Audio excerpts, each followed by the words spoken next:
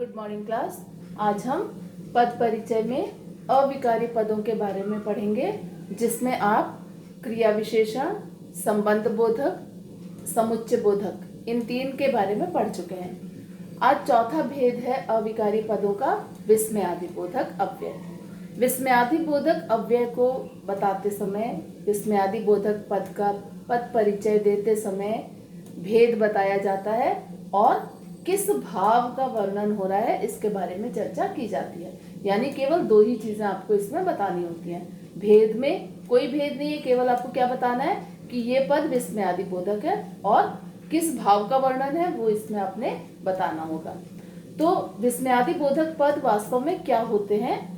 वे पद जिन्हें बोलने, सुनने तथा लिखने में आश्चर्य, शोक, घृणा, हर्ष आदि भावों की अनुभूति होती है, वो विस्मयादि बोधक अव्यय कहलाते हैं। और इनकी दूसरी पहचान क्या है?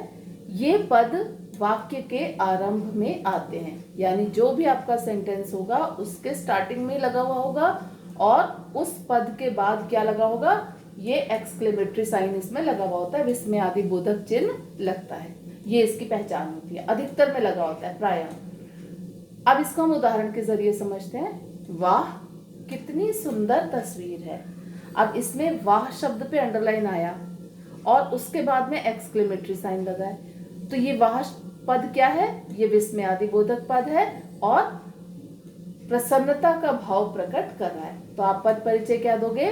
विस्मयादि बोधक पद है, प्रसन्नता व्यक्त करने का भाव। बस ये इसका इतना पद परिचय होगा। एक उदाहरण और देखिए। हाय सिर फटा जा रहा है। यहाँ पे हाय शब्द क्या है? पीड़ा को व्यक्त कर रहा है, सिर दुखने की पीड़ा है यहाँ पे, और हाय पद के नीचे अंडरलाइन आया है और एक्सक्लेमेटरी साइन है इसके बाद।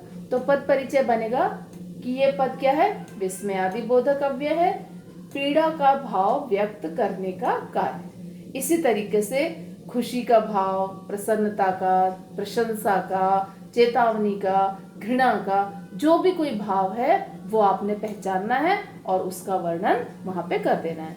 अब कुछ ऐसे विस्मयादि बोधक अव्यय जो अक्सर पूछे जाते हैं और आपको पता होने चाहिए, उनकी चर्चा हम यहाँ पे थोड़ी सी करेंगे।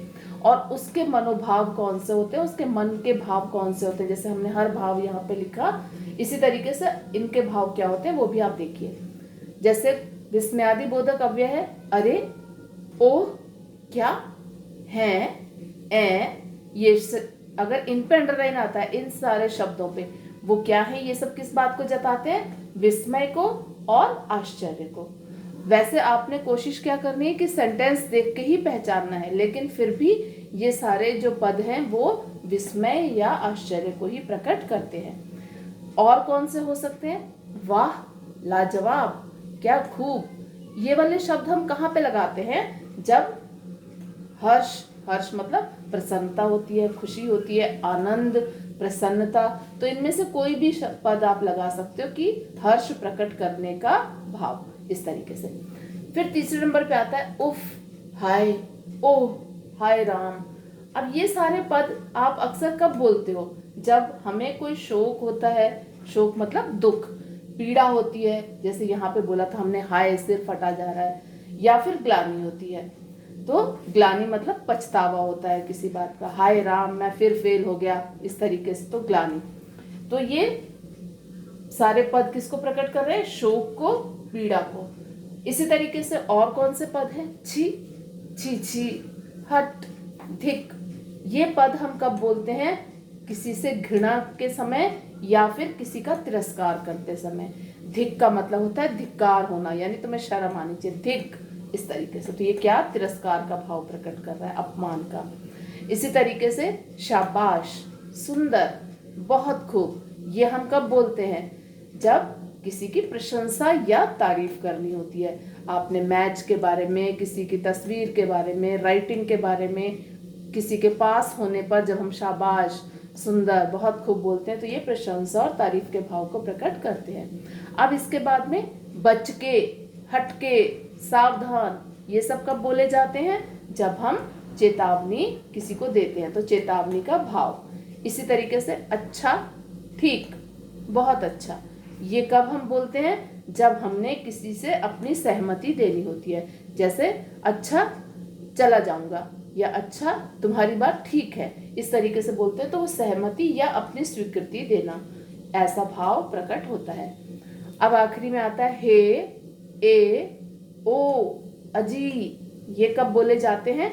जब हम किसी को पुकारते हैं, जब हम किसी का संबोधन करते हैं, तब इन पदों को बोला जाता है। तो इसमें आप क्या लिखोगे? ये संबोधन का भाव प्रकट करने का कार्य कर रहे हैं ये पद।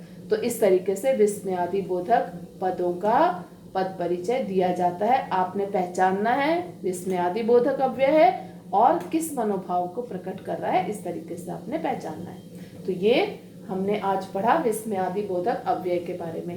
अब अविकारी पदों में केवल एक प्रकार बचा है, वो है निपात, जिसकी चर्चा हम अगले वीडियो में करेंगे।